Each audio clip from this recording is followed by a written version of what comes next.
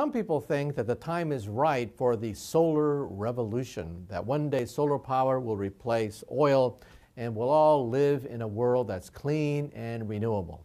Well, not so fast. I believe in solar power. However, there are problems that we have to face, and one of them is low efficiency.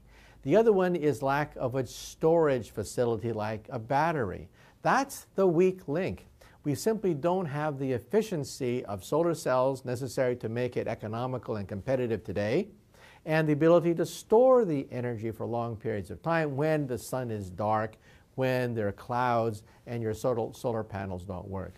So my point of view is this. I think in the coming decade, as oil prices start to rise, and as the cost of wind and solar and renewables start to drop, the two curves will probably cross in maybe 10 years. So in 10 years, it'll be the marketplace which then begins to drive the whole thing forward because of the dropping cost of solar cells and rising efficiency and the rising price of oil.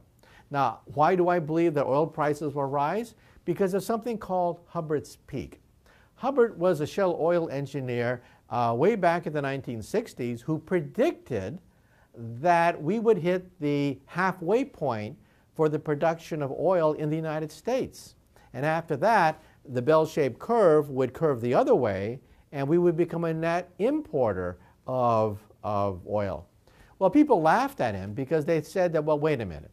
We have Alaska, we have Texas, we have lots of oil fields, and so we're not going to hit the 50% point. America will always export oil.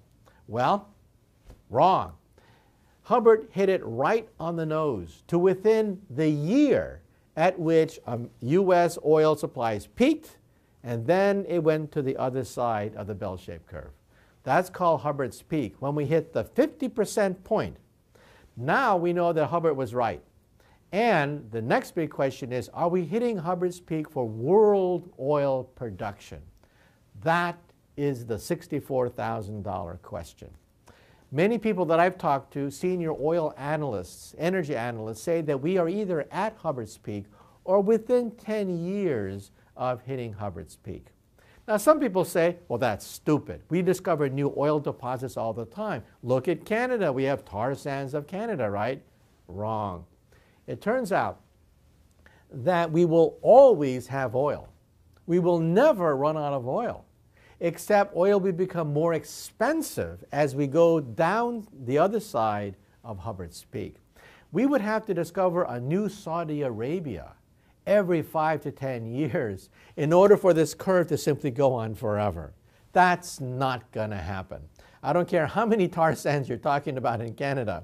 You're not going to create a new Saudi Arabia which produces very clean, very cheap oil. Oil that is prized by the oil companies because it is relatively less polluting and has tremendous amounts of profits associated with it. So we do know that oil prices will fluctuate because of politics, but on average, it'll start to rise because we will be hitting Hubbard's peak. Meanwhile, solar power is going to become cheaper, and in 10 years or so, the two curves could actually cross. And in 20 years, a new game changer arrives, and that is fusion power. The Europeans are bidding the store on the ITER fusion reactor to be built outside Cardache, France, in southern France. And if we have the power of the sun on the earth, then seawater could drive all our machines.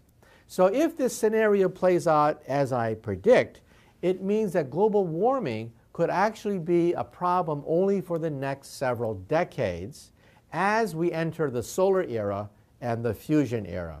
The problem is we have already lofted so much carbon dioxide into the atmosphere, and we will continue to do so for decades to come, that even before we enter the solar age and the fusion age, we will have so much carbon dioxide in the atmosphere that we will really screw up the weather.